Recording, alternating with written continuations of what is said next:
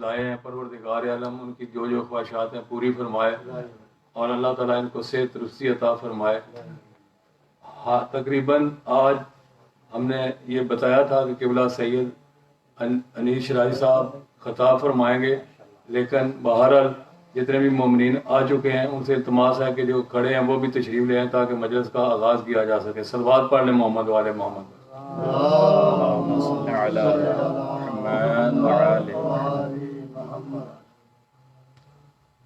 چیلم کے آغاز، چونکہ چیلم سید الشہداء حضرت امام حسین علیہ السلام سے منسوب ہے اور بی بی پاک زینب علیہ السلام اللہ کا ان میں بڑا کردار ہے، تو ایک عدیہ 4 سطروں کے بعد میں قبلہ کو دعوت دوں گا کہ وہ تشریف لائیں اور اپنا خطاب فرمائیں۔ آپ صلوات پڑھیں محمد والے محمد۔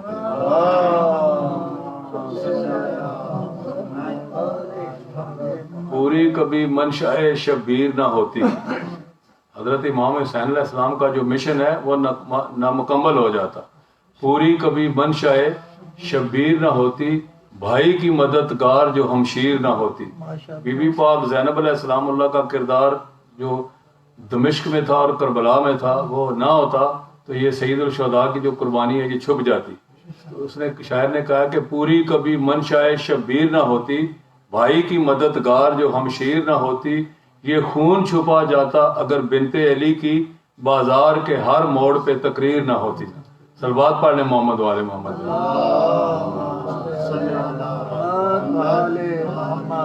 بی بی پاک حضرت زینب علیہ السلام اللہ کو نذرانہ عقیدت پیش کرتے ہوئے ہمارے شاعر مشرق علامہ اقبال نے کہا تھا کہ حدیث عشق دو بابست کربلا و دمشق۔ کربلا اور دمشق جو ہے یہ حدیث عشق ہے جناب۔ حدیث عشق دو بابست کربلا و دمشق، یک حسین رقم کرد اور دیگر زینب۔ حضرت امام حسین علیہ السلام نے کربلا میں جو اپنا کردار ادا کیا ہے، اس کردار کو زندہ رکھنے کے لیے جو قربانی ہے وہ بی بی پاک زینب علیہ السلام اللہ کی بازار شام میں دمشق میں دربار یزید میں تھی کہ بی بی پاک زینب علیہ السلام اللہ نے وہاں ثابت کیا کہ حضرت امام حسین علیہ السلام وارث ہیں اسلام کے، اور اسلام کے وارث ہیں، اور ہم ہماری خاطر اسلام زندہ ہے، اور آج کے بعد انشاءاللہ جب بھی ذکر ہوگا اور حسینی اور یزیدی کا ہوگا۔ جو یزید کے ساتھ ہیں ان کو آج کے بعد یزیدی پکارا جائے گا، جو امام حسین علیہ السلام کے ساتھ ہے اور جو امام حسین علیہ السلام کے ساتھی ہیں وہ انشاءاللہ حسینی ہوں گے۔ یہ حضرت زینب علیہ السلام اللہ کا ایک کردار تھا جس نے قیامت تک حضرت امام حسین علیہ السلام کے نام کو زندہ کر دیا، تو انشاءاللہ قیامت تک یہ نام زندہ رہے گا۔ اور آج بھی آپ دیکھ لیں کہ پوری دنیا میں، پوری کائنات میں، وہ مشرق ہو، مغرب شمال ہو یا جنوب یورپ ہو یا پاکستان، جس جگہ بھی آپ دیکھیں کہ وہاں حضرت امام حسین علیہ السلام کا چین مبارک شان طریقے سے منایا جا رہا ہے۔ تو الحمدللہ ہماری بھی خوش نصیبی ہے کہ ہم ادھر پیرس شہر نجف میں حضرت امام حسین علیہ السلام کے چلم کے سلسلہ میں حاضر ہوئے۔ پروردگار عالم ہماری حاضری بھی منظور فرمائے، اور ہماری خوش نصیبی ہے کہ ابھی تھوڑی دیر کے بعد قبلہ سید انیس شرائی صاحب خطاب فرمائیں گے اور انشاءاللہ ان کے خطاب سے ہم محظوظ ہوں گے۔ آپ صلوات پڑھ رہے ہیں محمد والے محمد کا جناب۔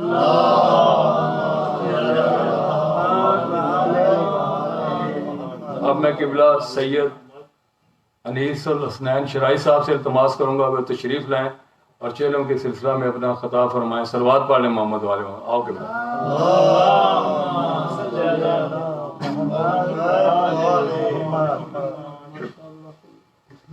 اعوذ باللہ السمیع العلیم من الشیطان الرجیم، بسم اللہ الرحمن الرحیم۔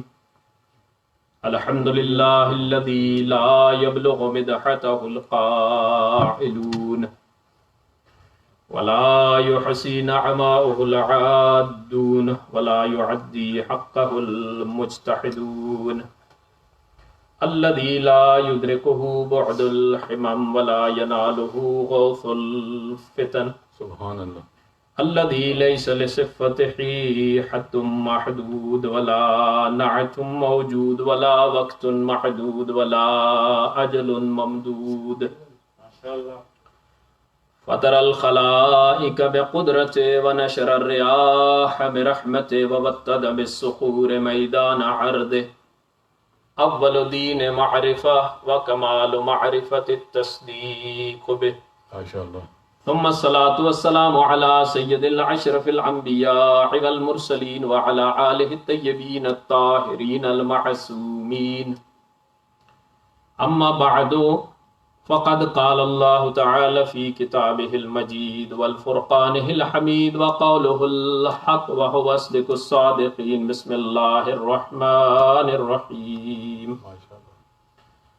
فلما رعوا بعثنا قالوا آمنا بالله وحده وكفرنا بما كنا به مشركين فلم يكن ينفعهم إيمانهم لما رعوا بعثنا.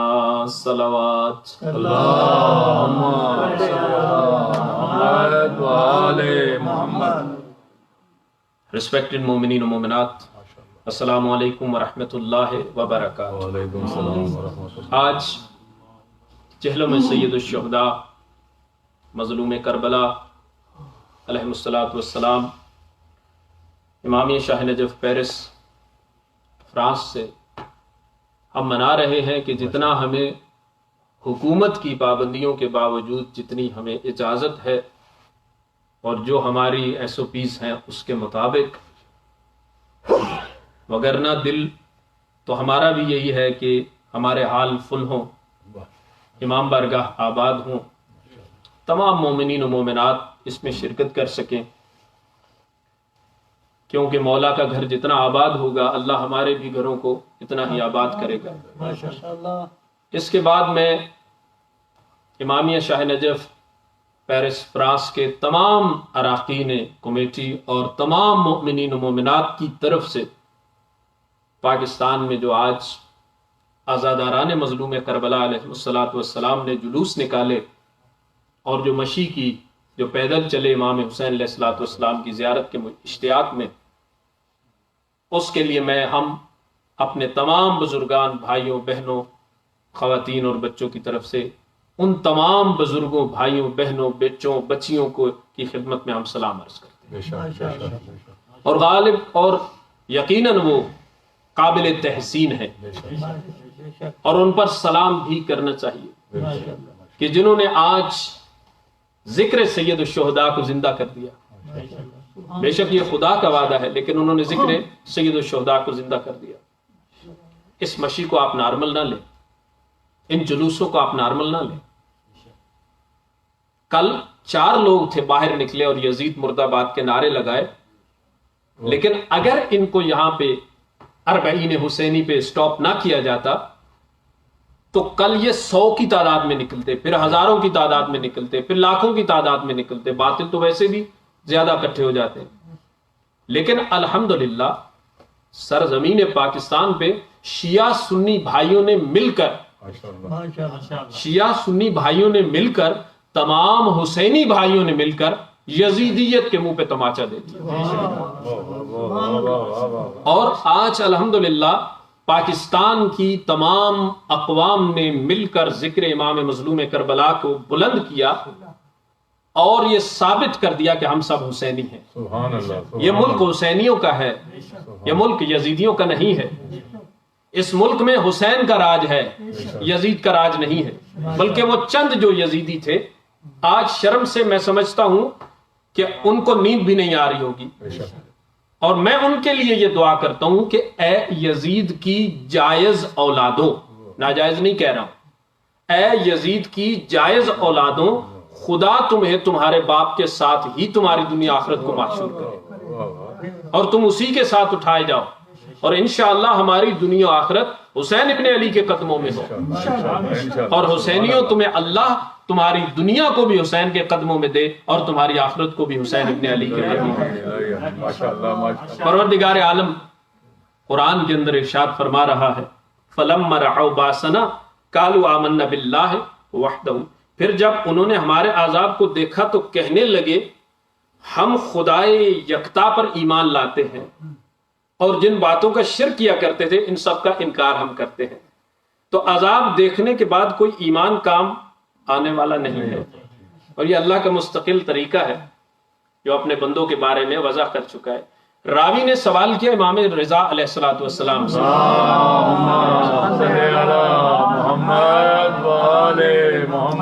مولا سے سوال کیا گیا کہ مولا آپ یہ بتائیے کہ فرعون ایمان لانے کے باوجود کیوں غرق ہو گیا؟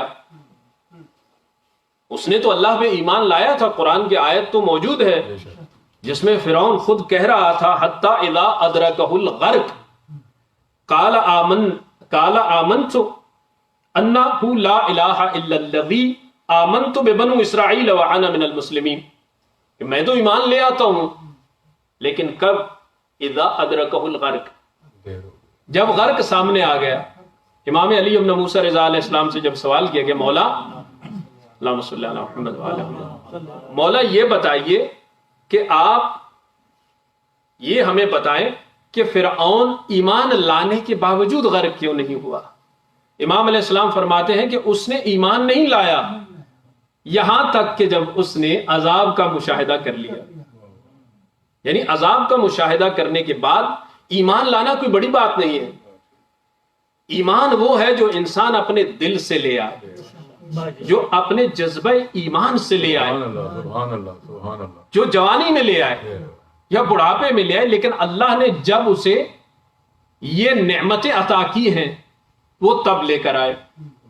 اسی طرح امام علی ابن موسیٰ رضا علیہ السلام سے جب سوال کیا گیا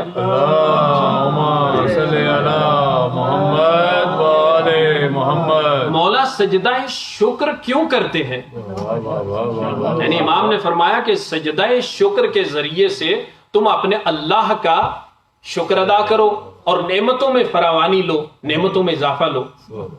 تو سائل نے سوال کیا کہ مولا سجدہ شکر کیوں آخر کرتے ہیں اور اس میں کیا پڑھنا چاہیے؟ تو امام فرماتے ہیں کم از کم تم الاف یا کم از کم 3 دفعہ شکرن للہ شکرن للہ شکرن للہ یہ جو ضرور کہو. روایت میں شکرن کا لفظ بیان کیا گیا ہے عیون اخبار امام رضا علیہ السلام. یعنی کیوں؟ امام فرماتے ہیں کہ چونکہ اللہ نے تمہیں یہ توفیق عطا کی ہے کہ تم نے اللہ کا ذکر کیا ہے، اللہ کا سجدہ بجا لائے ہو، تم اللہ پر ایمان بجا لائے ہو، تم نے نماز پڑھی ہے اور اللہ اسے قبول کرے گا، تو تم اس پر اللہ کا شکر ادا کرو کہ پروردگار تو نے ہمیں یہ توفیق دی کہ ہم تیری نماز پڑھ سکے، ہم تیرا ذکر کر سکے، ہم تیری بارگاہ میں سجدہ ریز ہو سکے. تو امام رضا علیہ السلام نے فرمایا اور اپنی نماز کی تکمیل کرو سجدہ شکر کے ذریعے. کیسے؟ مولا فرماتے ہیں کہ جو تمہاری نماز کے اندر کوئی کمی رہ گئی ہوتی ہے وہ تمہارے نوافل اس کو پورا کر دیتے ہیں. اب تو نمازیں شارٹ ہونا شروع ہو گئی ہیں نا، بہت ہی شارٹ ہو گئی ہیں. کبھی تو چلے ٹائم کی قلت ہے تو دوسری بات ہے، لیکن کچھ لوگوں نے، ہم میں سے کچھ لوگوں نے یہ وتیرہ بنا لیا ہے کہ نوافل تو پڑھنے ہی نہیں ہیں، بلکہ اپنے بچوں کو جب نماز سکھانی ہے تو ان کو بتانا بھی نہیں ہے کہ زور اثر کے نوافل ہیں کتنے. اکثر لوگوں سے آپ تنہائی میں سوال کر لیجئے گا کہ زور اثر کے نوافل کتنے، تو انہیں یہ بھی نہیں معلوم ہوتا. تو وہ پڑھیں گے کیا؟ اللہ نے ہمیں یہ فرصت دی ہے، اللہ نے ہمیں جوانی دی ہے، اللہ نے ہمیں صحت دی ہے، اللہ نے ہمیں سلامتی دی ہے، تو پھر زیادہ سے زیادہ جتنا ذکر الہی کر سکیں وہ کرنا چاہیے. امام فرماتے ہیں کہ تمہاری نماز میں جو کمی رہ جاتی ہے نا اس کو تم نوافل کے ذریعے سے پر کر دیتے ہو. آپ نوافل کو مت چھوڑا کریں، نوافل کو حقیر مت سمجھا کریں. یہ تو اللہ سے محبت کا اظہار ہے. واجب تو ادا کرنا ہے، مجھے بھی کرنا ہے، آپ کو بھی کرنا ہے، سب کو کرنا ہے، بیمار کو بھی کرنا ہے، مریض کو بھی کرنا ہے، بوڑھے کو بھی کرنا ہے. بیچارہ کوئی لیٹ کے کر رہا ہے، کوئی کھڑا ہو کے کر رہا ہے، کوئی بیٹھ کے کر رہا ہے، کوئی اشارے سے کر رہا ہے. واجب کو تو ادا کرنا ہی کرنا ہے، لیکن نوافل جو تمہاری محبت ہے اس کا اظہار کرو، اپنی نماز کی تکمیل کرو ان نوافل کے ذریعے سے. پھر امام فرماتے ہیں کہ جو کمی نوافل پر نہیں کر سکتے وہ تم سجدہ شکر کے ذریعے سے پر کر دیتے ہو. یعنی سجدہ شکر تمہاری نماز کی، تمہاری نوافل کی تمام کمیوں کو پورا کر دیتا ہے. اور پھر امام فرماتے ہیں کہ اللہ اس سجدہ شکر کے ذریعے تمہاری نعمتوں میں فراوانی عطا کرتا ہے. سجدہ شکر دینا چاہیے. تو فرعون اس نے کب سجدہ کرنا چاہا؟ وہ تو لوہے سے لدا ہوا تھا سر سے لے کے پاؤں تک، لدا ہوا تھا جب وہ حضرت موسیٰ علیہ السلام کے پیچھے چلا، اپنے لشکر کے ساتھ تھا. اب دریا کے اندر جب غرق ہونے لگ گیا تب کیا کہتا ہے کہ میں ایمان لاتا ہوں، کیا حتی اذا ادرکہ الغرق، جب اس نے یہ ادراک کر لیا کہ اب میں غرق ہو جاؤں گا، اب میں بچنے والا نہیں ہوں، تو کیا کہتا ہے قال آمنت، میں ایمان لاتا ہوں انہ لا الہ الا الذی آمنت ببنو اسرائیل، اور اس طرح ایمان لاتا ہوں کہ اللہ ایک ہے اور بنی اسرائیل جس طرح ایمان لے آئے ہیں. پھر امام رضا علیہ السلام سے پوچھا کہ ایمان تو لایا تھا. ایک روایت میں امام نے بیان فرمایا کہ وہ بدبخت ایمان لایا تھا، اللہ نے اسی لیے تو حضرت موسیٰ پہ وحی نازل کی تھی کہ اے موسیٰ، اس نے مجھ سے یہ اقرار نہیں کیا کہ اللہ میں تجھ پر ایمان لاتا ہوں، وہ تو تجھ سے معافی مانگ رہا تھا، وہ تو تیرے سامنے ایمان لا رہا تھا اور تجھ سے اپیل کر رہا تھا کہ مجھے غرق ہونے سے بچا لو. اور اللہ کتنا کریم ہے، کتنا کریم، اس کے سامنے فرعونیت خدا کا دعویٰ کرنے والا ہے. اور اللہ کہتا ہے موسیٰ وہ تیری مخلوق نہیں تھا نا، تو نے معاف نہیں کیا، وہ میری مخلوق تھا، اگر مجھ سے کہتا تو میں اسے بھی بچا لیتا. ایک نعرہ تکبیر، نعرہ تکبیر، نعرہ رسالت، نعرہ حیدری، حسینیت، یزیدیت، محمد والے محمد پر بلند تر صلوات. اللہم محمد والے، ماشاءاللہ ماشاءاللہ. یوم یاتی، قرآن کہتا ہے یوم یاتی بعد آیات ربک لا ينفع نفسا ایمانها لم تکن آمنت من قبل او کسبت فی ایمانها خیرا. جس دن اس کی بعض نشانیاں، یعنی اللہ کی بعض نشانیاں آیات جو ہے آ جائیں گی، اس دن جو نفس پہلے سے ایمان نہیں لایا ہوگا یا اس نے ایمان لانے کے بعد کوئی بھلائی نہیں کی تو اسے کوئی فائدہ ملنے والا نہیں. یعنی اب موت آ گئی سامنے، ملکل موت آ گیا سامنے، میرے گھٹنے کام نہیں کرتے ہیں، بڑھاپا چھا گیا ہے اور کوئی کام نہیں ہے، ریٹائرمنٹ بھی مل گئی ہے، اب گھر ہے اور میں ہوں، میرا صوفہ ہے، ریموٹ ہے اور ٹی وی ہے. اس وقت میں کہتا ہوں یا اللہ بس اب تو میں کوئی برائی نہیں کرنے والا، میرا اللہ اب تو میں کوئی گناہ نہیں کرنے والا، اب تیری عبادت ہی کرنے والا ہوں. کرنا چاہیے جب بھی توبہ کی توفیق ملے. لیکن اصل جو جوان بیٹھے ہیں جن کو اللہ نے صحت و سلامتی دی ہے، آپ لوگوں سے میں یہ عرض کروں گا کہ جوانی میں تم توبہ کرو، جوانی میں تم نماز پڑھو، جوانی میں تم حرامات سے توبہ کرو اور حرام سے اپنے آپ کو دور رکھو، حرام جگہ سے اپنے آپ کو دور رکھو، خبیث لوگوں کی محفل سے اپنے آپ کو محفوظ کرو اور خبیثوں کی جو اماج گاہ ہے وہاں سے اپنے آپ کو دور رکھو. یہ ضروری ہے. فرق ہے نا، ایک آدمی اس کو سب کچھ میسر ہے، جوانی ہے، سب کچھ ہے، اب وہ توبہ کر رہا ہے، اور ایک آدمی کو کچھ میسر نہیں ہے اور وہ توبہ کر رہا ہے، اس دونوں میں فرق ہے. ایک آدمی قرآن بار بار کہتا ہے، ہم ہر جمعرات کو جب الحمدللہ دعائے کمیل پڑھتے ہیں تو اس میں بھی آتا ہے نا کہ عالم اور جاہل کیا برابر ہیں؟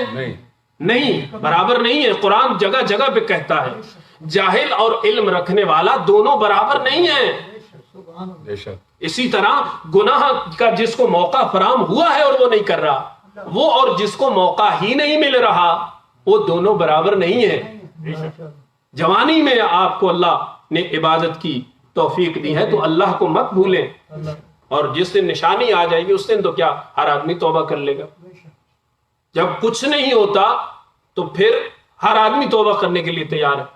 لیکن اللہ نے آج آپ کو صحت دی ہے، سلامتی دی ہے اور نعمات دی ہیں، ہر نعمت سے آپ کو نوازا ہے. یہاں بیٹھے لوگوں کو اور یہاں سننے والے ہمارے پیرس والے کو ہر نعمت ملی ہے. اچھا ویدر ملا ہے، اچھا ملک ملا ہے، سیکیورٹی ملی ہے، ڈاکٹر ملے ہیں، جوانی ملی ہے، اولاد ملی ہے، اچھے گھر ملے ہیں، گاڑیاں ملی، ہر چیز الحمدللہ آپ لوگوں کے اور ہمارے پاس ہے.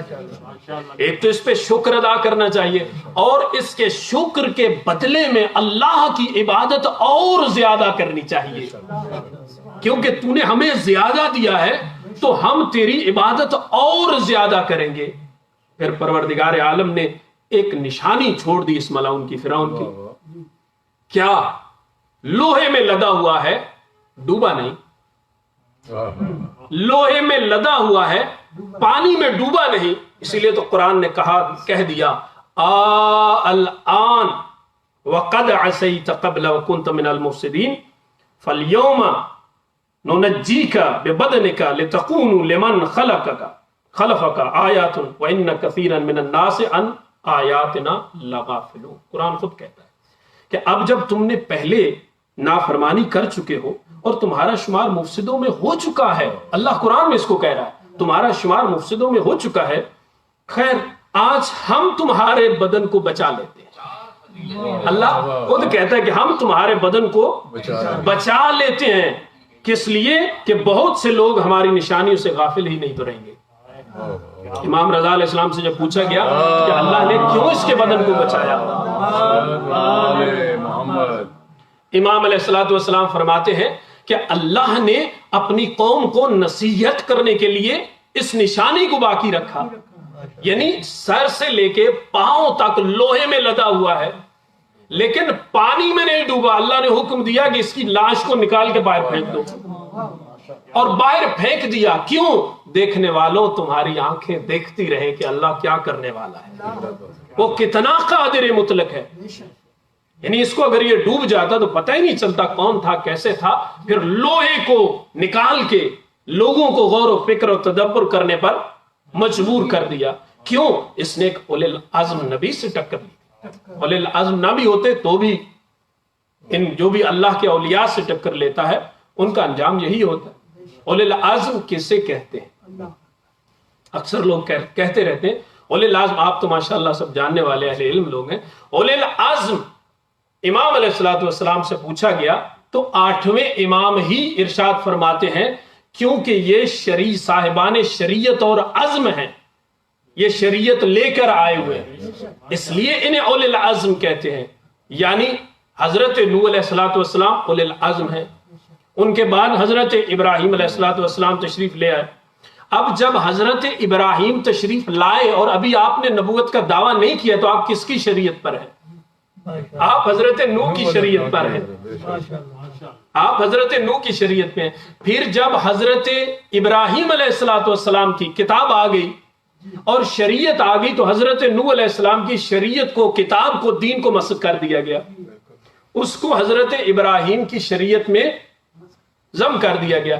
پھر حضرت ابراہیم علیہ السلام کے بعد حضرت موسیٰ علیہ السلام تک آپ صاحب شریعت ہیں، آپ اولی العزم ہیں. اور حضرت موسیٰ علیہ السلام کے آنے کے بعد ان کی شریعت کو مسخ کر دیا گیا. اور حضرت موسیٰ علیہ السلام سے لے کے حضرت عیسیٰ تک پھر ان کی شریعت تھی، پھر اس کو مسخ کر کے حضرت عیسیٰ کو دے دیا. پھر حضرت عیسیٰ علیہ السلام سے لے کے محمد مصطفیٰ صلی اللہ علیہ وآلہ وسلم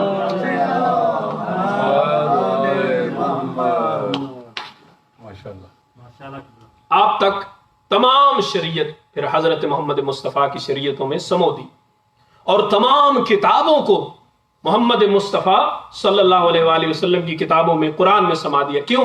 کیونکہ محمد مصطفیٰ سے لے کے قیامت تک کوئی نبی نہیں آنے والا، آپ خاتم النبیین ہیں. اور اس قرآن کتاب کے بعد کوئی کتاب نہیں آنے والی کیونکہ یہ سب سے جامع کتاب ہے، یہ سب سے جامع کتاب ہے. اس لیے اس شریعت کو پھر قیامت تک باقی رہنا ہے.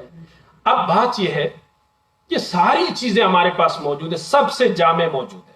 کتاب قرآن ہمارے پاس موجود ہے، نبی سب نبوتوں کا سارے کمالات، جمالات، ساری اچھی عادات، نبیوں میں اچھی عادات وہ ساری سموئی ہوئی ہے محمد مصطفیٰ کی شریعت.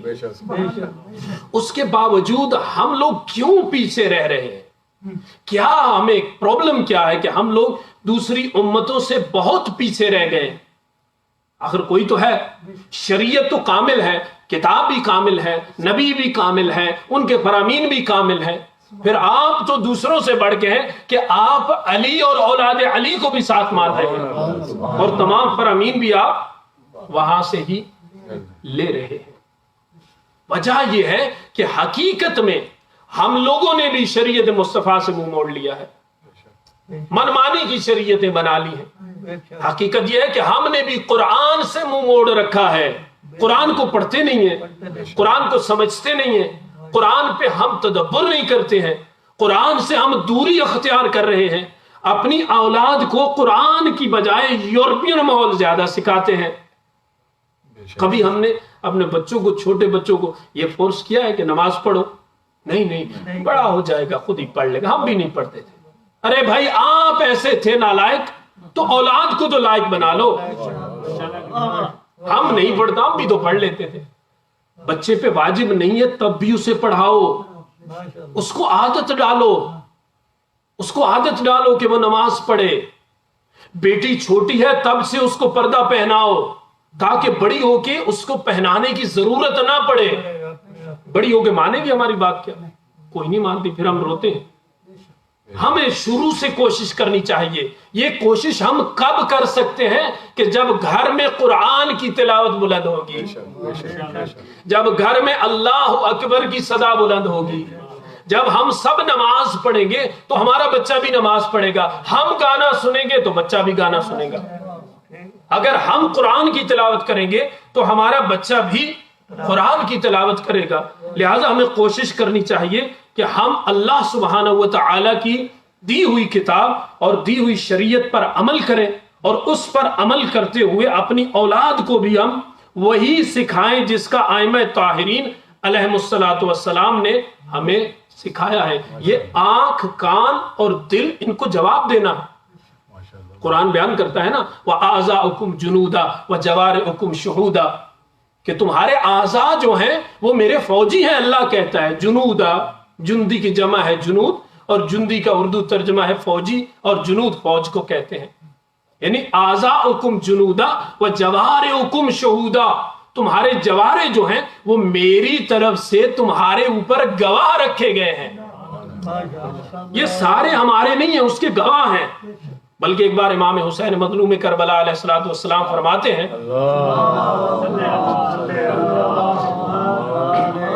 کہتے ہیں کہ میں نے رسول خدا کو فرماتے ہوئے یہ سنا. آپ فرما رہے تھے کہ تمہارے یہ آدمی میری آنکھ ہیں, یہ میری کان کی منزلت پر ہے, یہ میرے دل کی منزلت پر ہے. کہتے ہیں کہ میں دوسرے دن حاضر ہوا اور وہاں پہ میرے نانا جان بھی تشریف فرما تھے, میرے بابا جان بھی تشریف فرما تھے, اور وہ لوگ بھی موجود تھے.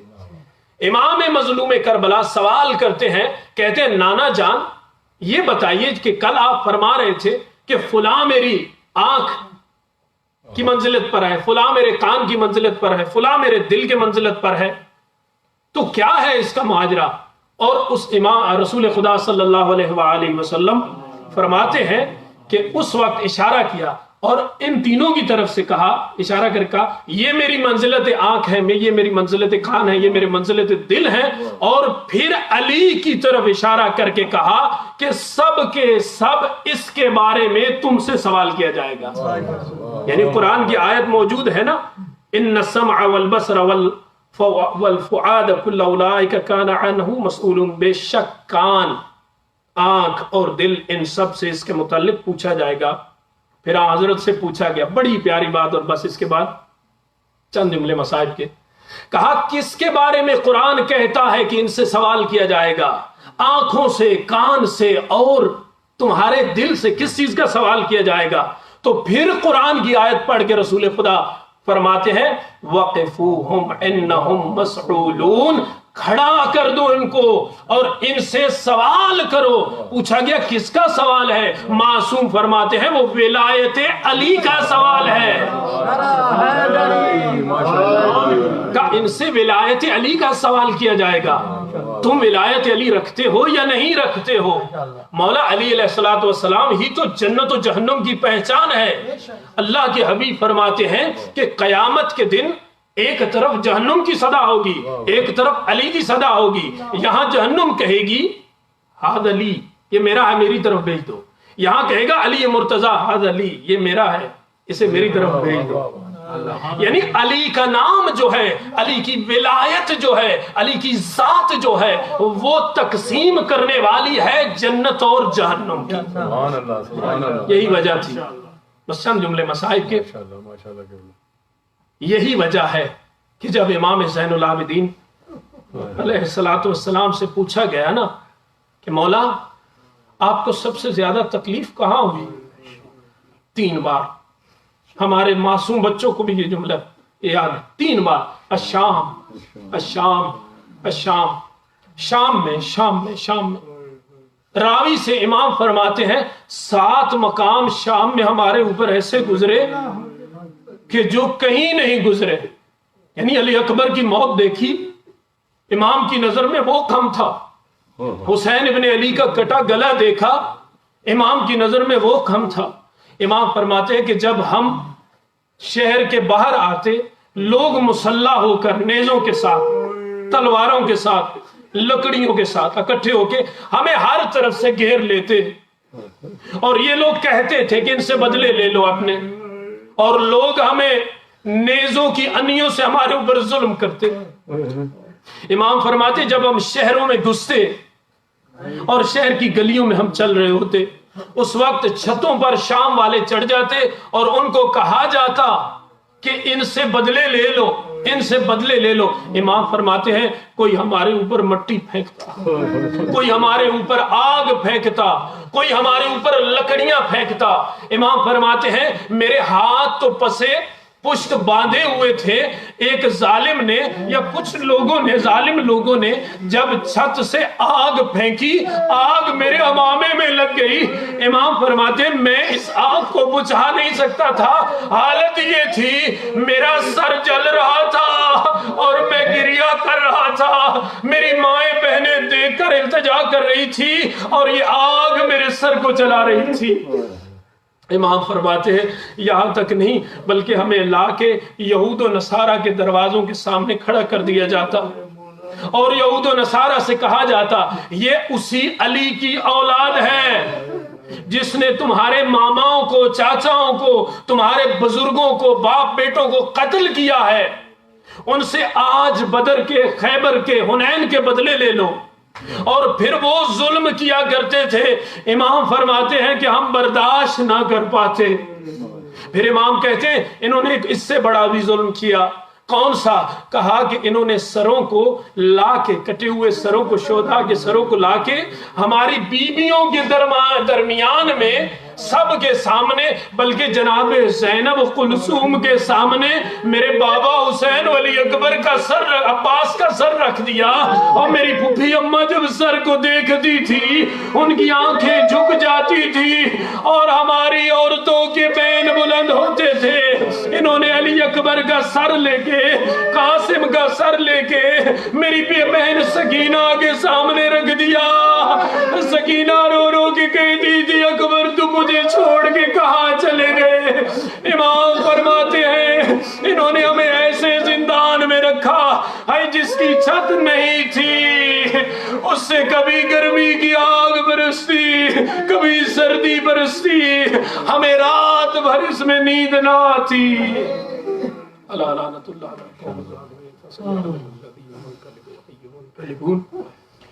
خدایا ہمارے اس خلیل سے ذکر کو اپنی بارگاہ اقدس میں منظور و قبول فرما.